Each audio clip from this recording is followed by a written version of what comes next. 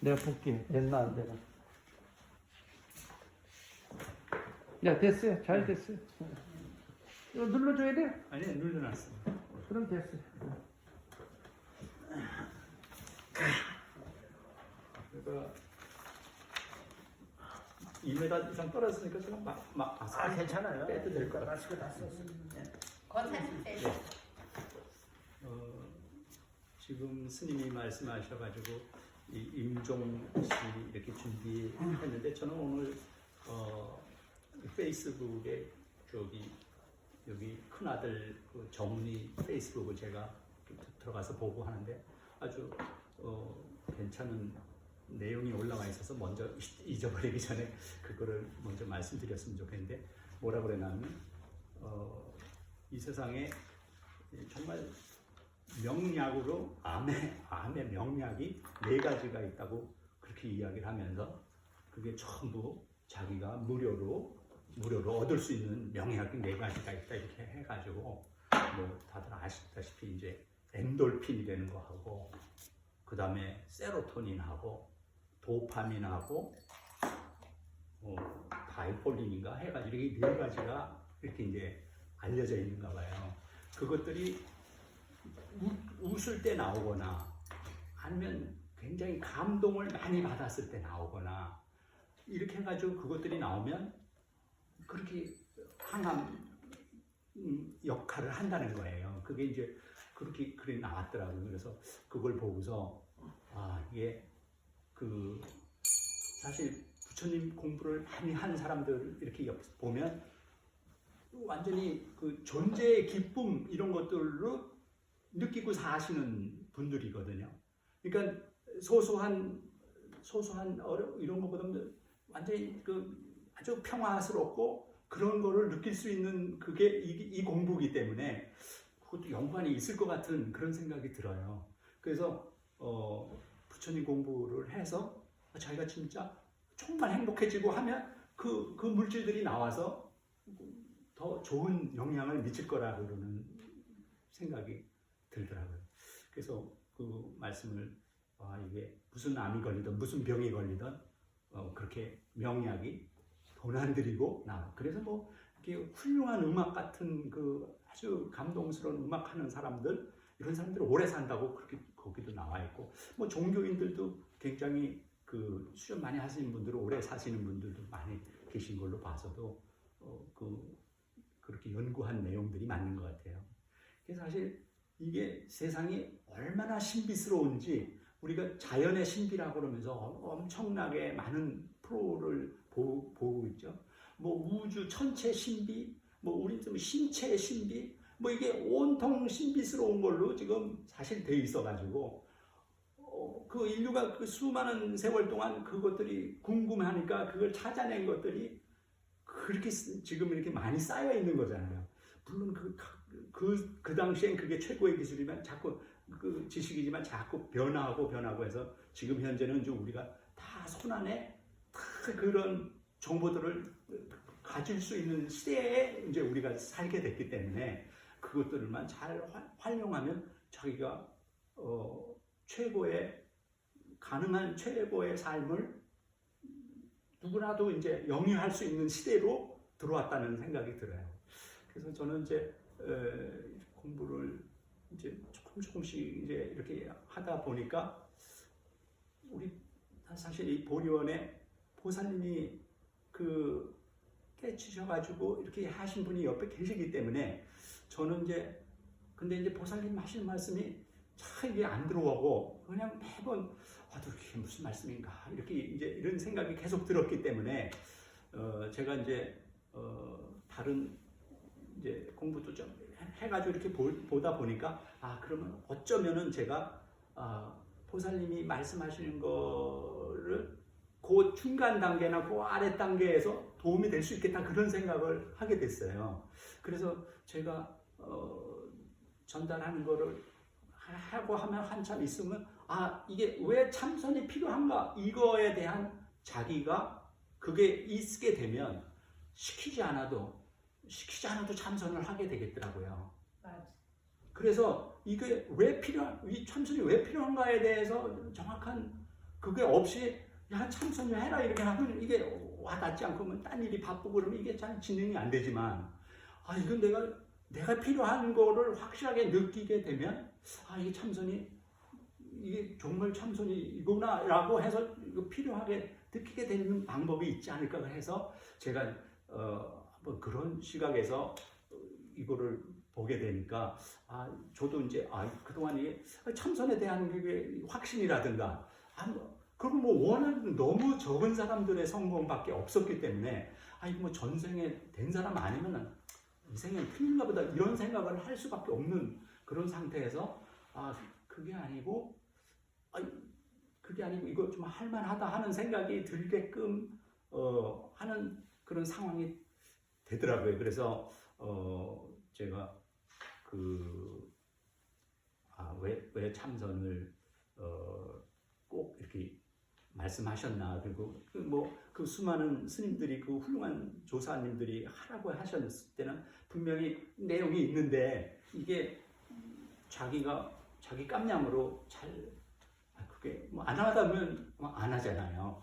그래서 제가 지금 드리는 말씀도 꼭 이런 것 같아요. 그러니까 어떤 사람한테는 100만 원이 굉장히 큰 돈이고 어떤 사람한테는 100만 원은 그건 돈도 아니고 이렇지 않습니까? 그러니까 제가 전달해드리는 내용도 어떤 의식에 이렇게 쭉 수준에 있는 분들한테는 그게 값어치가 있게 들리고 어떤 사람한테는 값어치가 뭐 별볼일 없고 이럴 수가 있어서 84,000가지 법문이 다 필요로 하는 내용이 그 사람들의 그런 거랑 비슷하지 않나 이런 생각을 하게 돼요. 그래서 제가 그냥 혹시라도 그 중에서 어떤 분한테 제가 드리는 말씀이 좀 이게 값어치가 있는 분도 계실 수 있을 거다 이런 생각이 들어서 그냥 말씀을 드리니까 그냥 틀린 안 맞더라도 용서하세요. 그냥 그렇게 이해하시면 될 것 같아요. 그래서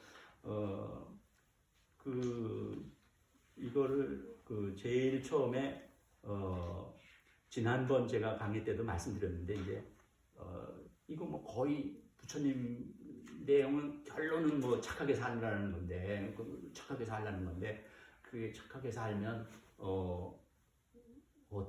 어떻게 사는 게 착하게 사는 거냐 이럴 때 그 자기가 뭘 의도적으로 뭘 하고 싶어 가지고 뭘 추구하거나 이런 것들이 해서 이루어지는 게 있고 어떤 거는 그냥 자연뽕 같이 이렇게 자연스럽게 얻어지는 것들도 있고 이런데 이게 이를테면 옛날부터 우리는 잘 듣는 이야기 중에서 펜이 총보다 강하다 이런 얘기 있잖아요. 그러니까 이렇게 우리가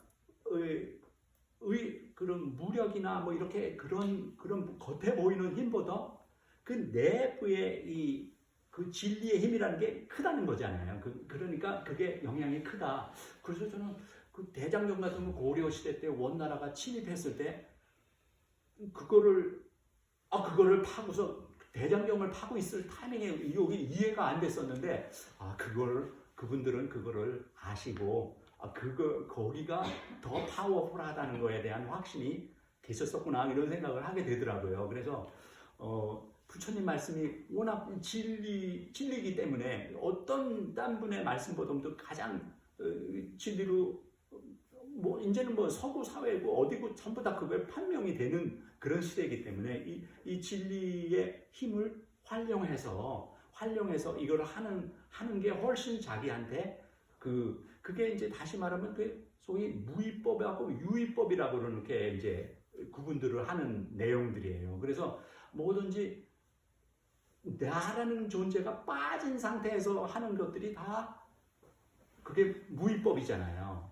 내가 들어가면 그게 이제 유위법이 되는 거거든요. 그래서 나라는 존재, 우리가 전체가 한 생명이라고 그러는 그 근거 하에 우리가 나를 빼놓고 모든 거기서 베이스가 거기서부터 나오는 것들은 엄청난 그 신비로운 그거에 의해서 진행이 되기 때문에 그래서 우리가 가끔 이 불교 뭐 이렇게 어느 기도가 통한다든지 뭐 이렇게 되는 것들은 우리가 우리 깜냥으로 이해를 못해서 그렇지만 실질적으로 가능한 일들인 것이죠.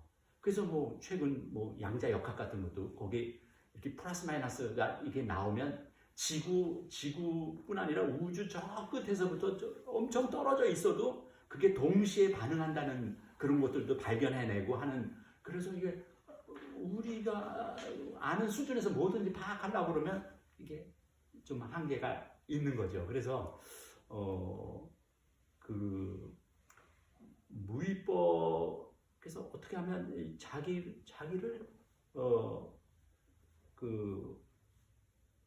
자기를 잊고 항상 이제 전에도 말씀드린 우리로 한꺼번에 이제 우리가 돼가지고 모여서 우리가 되는 게 아니라 모였을 때 다 각자 자기가 빠진 상태가 우리라고 이제 그렇게 이야기를 하는 거기 때문에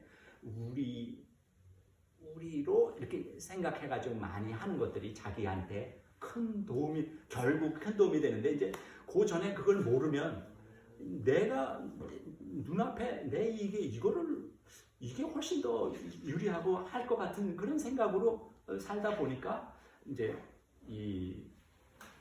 우리가 사는 세계가 사바세계라고 그러는데 사바세계라는 게 원뜻이 그렇다네요. 그게 참고 견디는 세상이라는 뜻이래요. 참고 견디는 세상을 사바세계라고 부른다고 그래요. 그래서 그 참고 견디는 세상인데 사람들이 그 생각이 저도 뭐 경험상으로 그랬으니까요. 그러니까 그 왜 보왕산매론 나오지 않습니까? 보왕산매론 보면 한 10가지 되면 뭐 처음에는 뭐 몸에 병 없기를 바라지 마라 이렇게 해서 몸에 병이 없거나 그러면 너무 탐욕 같은 것들을 컨트롤하기가 어려워지니 몸에 병 없기를 바라지 말라 이제 이렇게 이제 하는 거라든가 뭐든지 쉽게 되려고 그러는 거 바라지 말아라. 쉽게 되면 경솔해지고 사람들이 경솔해지고 하니까 그리고 뭐 수행하는데 마가 없는 거를 바라지 말라 뭐 이렇게 해서 된다든지 또는 뭐 친구를 사귈 때 친구를 통해서 이득을 취하라는 생각을 하지 말아라. 친구라는 건 자기가 만든 가족이 되는 거잖아요. 그래서 그런 내용이라든가 아니면 사업을 할 때 그러니까 일확천금이나 그러니까 적은 이익으로 부자가 되라 이런 내용도 거기다가 해놓으셨더라고요. 보왕산매론 그런 데 보면. 그리고 뭐 공덕을 베풀 때 무슨 뭘 바라거나 그러면 안 된다. 뭐 이런 내용들 그런 다 내용들이 이게 우리가 아주 쉽게 착각하기 쉬운 그게 잘 모르면 그게 아니고 내 거부터 챙기는 이런 마인드로 살 수밖에 없는 그런 내용이거든요. 아무도 안 가르쳐주면 다 그렇게 살잖아요. 그런데 이게 어떤 게 더 유리하다 하는 게 늙어가지고 알면 훨씬 이게 허당이기 때문에 내 생각엔 빨리 한 살이라도 어렸을 때 그거를 알아서 해놓으면 자기가 훨씬 더 행복해져가지고 나중에 참선해가지고 자기가 건강이고 뭐고 그 현재 전체가 다 천국으로 만들 수 있는 극락으로 여기를 극락으로 만들어서 살아라 이런 말씀이 그래서 그런 내용이어서 그래서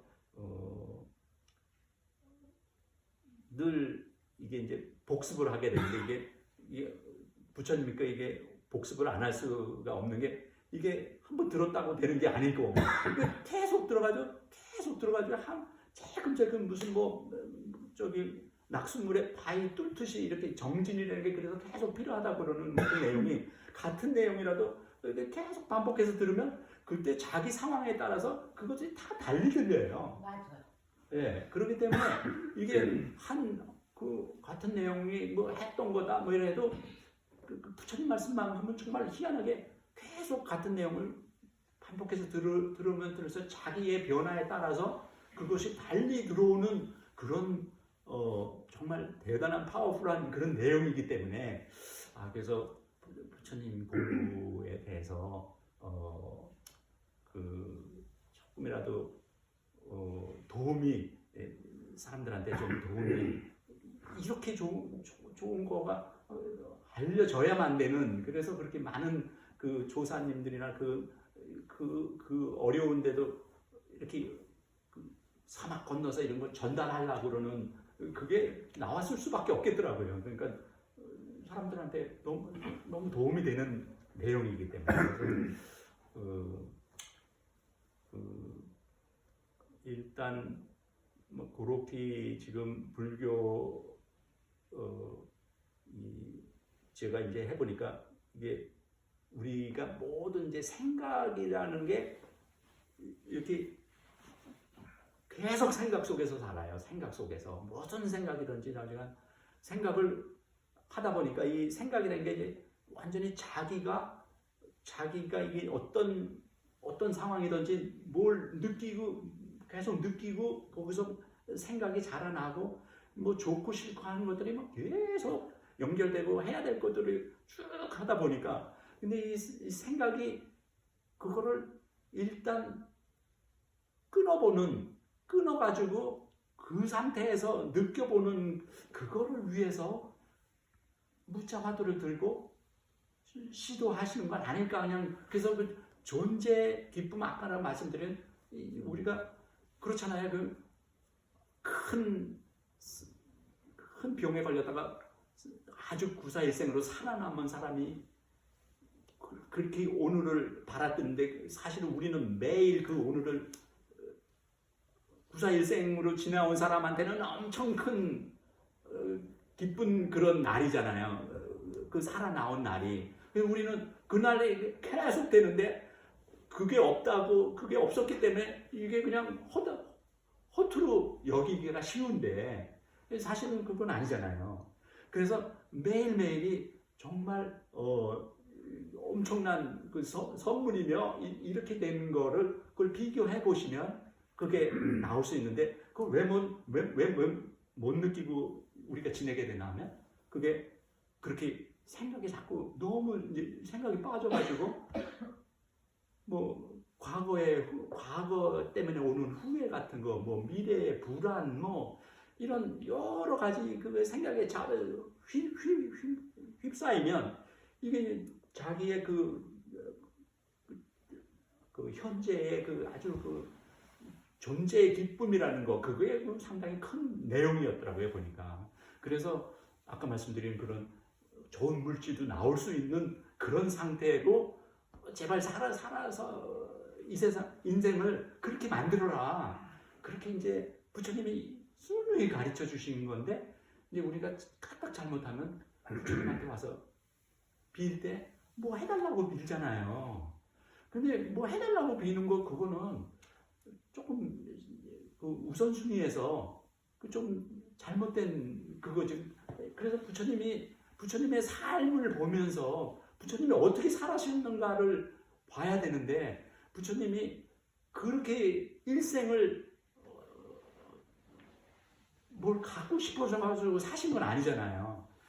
그래서 이제 뭐 우리 중생들이 그걸 똑같이 할 수는 없는 거니까 중생들 나름대로 매일매일 삶을 하더라도 그 삶에서 그거를 감안하고서 그걸 조절을 해가면서 살면 그게 욕심을 한참 내다가도 이렇게 잠깐 이렇게 뒤돌아볼 수 있는 그런 상태가 되고 실질적으로 자기가 정말 기쁨에 찬 노년을 보낼 수 있다 이런 생각을 제가 이제 하게 돼요. 그래서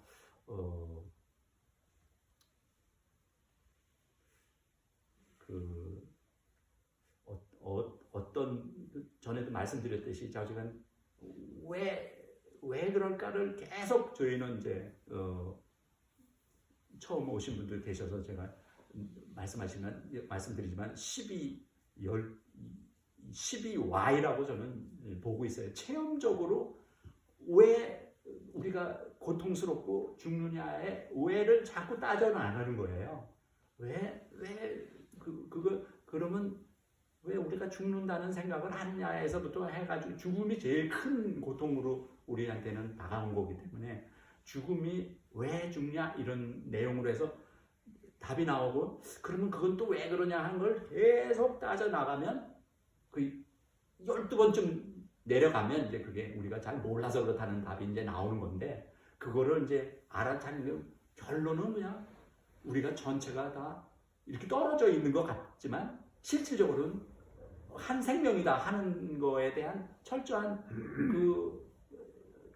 그거에 베이스한 생각과 행동을 하면서 살아나가야 그게 이제 가능한 스토리가 되고 그러므로 해서 옆 사람을 어떻게든지 아까 우리 스님도 보살님 말씀 잘 들으니까 편해지셨다고 그러잖아요.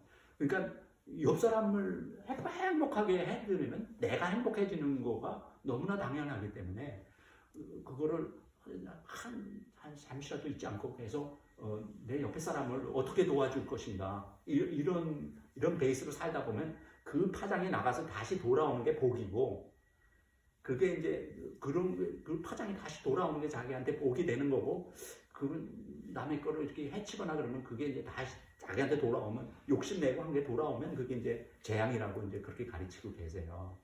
그래서 지금 막 말씀하신 게 네. 그 오늘 말씀하신 전체 핵심이야. 사람은 그렇게 그 옆에 있는 사람을 편안하게 해주는 게 공부예요. 다만 생각하지 않고 바로 옆 사람의 불편을 내가 해주는 그런 게 바로 자비희사의 마음이잖아.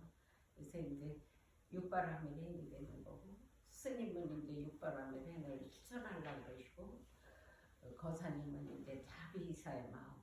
그래서 곧 그 불편하고 정말 고통받는 사람을 행복하게 해주는 게 그게 보살행이야. 그게 공부야.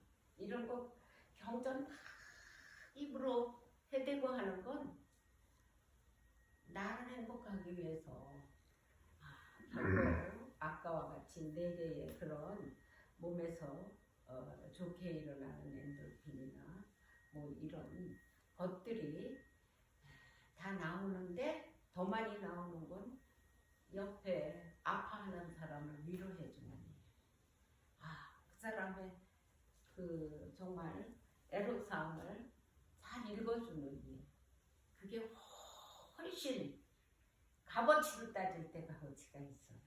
근데 권사님은 항상 그런 얘기를 경험으로 체험으로 해서 이치를 터득해서 경험한 걸 여러분에게 얘기해 주고 계시잖아요. 근데 저는 그런 이치들도 한계가 있어서 그런 이치를 다 떠나서 다 번내니까 내려놓게 되면은 거기서 나오는 행복감은 정말 그 네 가지 요소가 다 나와요. 몸에서. 그래서 저는 여러분들 대상이 있어야 이런 얘기가 나오고 혼자 있을 때는 그냥 하면은 그 네 가지 요소가 다 나오는 거예요. 그러니까 내가 일어나는 몸에서 일어나는 이런 병고 같은 거는 그냥 자연 치유 해결이 돼요. 그렇다고 해서 제가 말씀드렸죠. 돌을 깨쳤다 해서 뭐 그런 것들을 수리수리해서 다 내 몸을 낫게 하는 게 아니고 이 몸은 생로병사가 똑같이 늙어가되 거기에서 고뇌하지 않는 거야. 저절로 인욕이 되고 인욕을 바꿔서 행복감으로 느끼니까 이 몸속에서 일어나는 얘네들이 다 업의 소치거든요. 자연스럽게 내가 기쁘고 이상한 마음을 내지 않고 생각이 없기 때문에 여기 붙어 있어야 아무것도 나올 거 없네. 그리고 잠잠해지면서 사라지고 정말 그래요. 그래서 이런 세라토닌 물질이 바뀌어서 나. 그러면서 나도 모르는데 내가 안 아픈 거야 그냥. 그러니까 저는 의사가 이제 류마티스 관절에다가 그 약으로 인한 그 혈압도 높아져요. 그래서 그 성각스님한테 제가 성각스님이 할 일은 무조건 아직 멀었다. 깨칠 때까지 나는 스님이다 하지 말아라. 행자다 해라. 나는 행자라 일거수일투도 부처님께 그 하루에 2번에 힘없이 그 시간에 예를 올리고 애경을 하고 귀하는 마음을 내라. 그것이 어떤 기도보다도 여러분들도 마찬가지야. 집에서 아무리 바빠서 그래서 내가 그랬잖아. 집을 관장하는 거는 조항이다. 그러니까 조항에 그 옥수 한 그릇을 올리면서 간단하게 내가 간단히 하는 그 기도하는 법도 일러줬잖아. 그래서 내가 공부를 해야 되니까 우리 가족들이 다 편안해지고 하시는 일을 많은 돈을 벌라는 게 아니라 우리 가족이 편히 살 수 있을 만큼 그렇게 그 됐으면 좋고 그거보다 더 많이 벌어지면은 이웃들에게 다 까맣게 나는 노나 먹겠다 이런 마음을 내면 그만큼이 정말 벌어지는 거예요. 그래서 그렇게 하고 나는 정말 솔직한 마음인데 우리 스님이 한 연금을 400~500만 원을 담은 여러분들한테 나는 진짜 10원도 안 받아. 여기서 생활하는 게 부족해서 받지 그거 아니면 뭐하러 그게 필요하겠어. 그까지 물질이. 근데 스님이 얼마 못 하셔요. 200만 원도. 근데 자기가 혼자 다 그렇게 다니시니까 더 필요한 거예요. 오히려.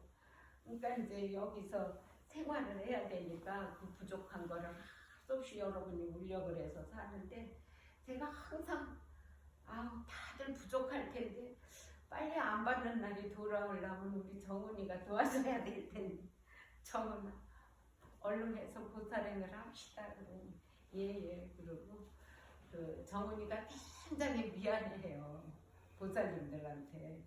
그래서 그렇게 살아야지 되고 그 여러분들은 또 한편으로 생각할 때는 그 우선 부처님께 공양을 올려서 그만큼이라도 먹고 사는 복은 또 쌓아야 돼. 저도 젊은 날에는 굉장히 많이 해왔던 거예요. 그러니까 여러분들도 그런 복을 짓는 일을 해야지 되는 거고 저는 그런 돈이 그 들어오면 정말 깔끔하게 거짓 없이 쓸 줄 알아요.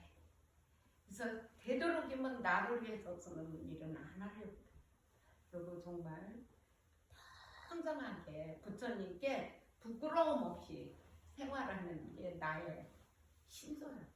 그렇게 살고 있고 여러분들도 그렇게 집안에서 가정생활을 해야지 돼요. 때없는 허영이나 욕심은 진짜 비워버려요. 그렇게 해서 이제 그렇게 살아야 되고 예, 거사님 조금 더 하셔야 돼요. 예, 아니 다 끝났는데 저 마지막으로 그 내용을 제발 좀 아드님이나 따님한테 전달 좀 부탁드릴게요.